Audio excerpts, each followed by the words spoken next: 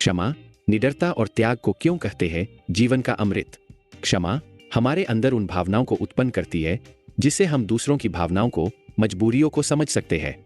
क्षमा हमें दूसरों को समझने की भावना या कह सकते हैं क्षमता प्रदान करती है। निडरता हमें नीति, न्याय, धर्म पर अडिग रहते हुए हमें सत्यनिष्ठ, सत्यपारायण बने रहने की क्षमता प्रदान करता है। त्याग जब हम किसी कार्य में सफल हो जाते हैं तो हमारे अंदर अहंकार, अहम और न जाने कितने विकार उत्पन्न होते हैं। त्याग उन विकारों को खत्म करने की क्षमता देता है, समझ प्रदान करता है। जब हम किसी कार्य में नाकाम हो जाते हैं, असफल हो जाते हैं, तब हमारे अंदर भय, डर, क्रोध, लोभ और न जाने कितने प्रकार के विकार उत्पन्न होते हैं। उन सारे विकारों से त्याग हमारी रक्षा कर लेता है। इन सारे विकारों की भूल भुलैया से बाहर निकलने की समझ और शक्ति प्रदान करता है।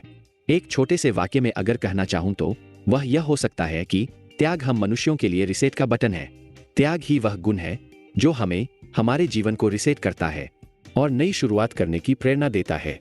मेरी बातों को सुनेंगे, समझेंगे तो आप में गहरी समझ और जीवन के प्रति एक सुंदर दृष्टिकोण निहित है। क्षमा, निडरता और त्याग ये तीनों गुण व्यक्ति को आंतरिक शांति और स्थिरता प्रदान करते हैं।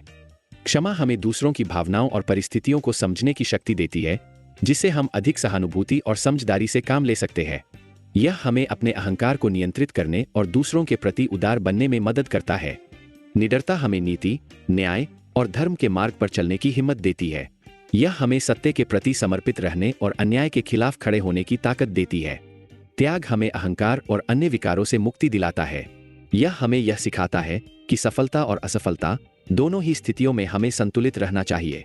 त्याग हमें यह दर्शाता है कि जीवन में नई शुरुआत करने के लिए हमें अपने पुराने विचारों और आदतों को छोड़ना होगा। त्याग हम मनुष्यों के लिए रिसेट का बटन है। यह बहुत ही प्रेरणादायक है।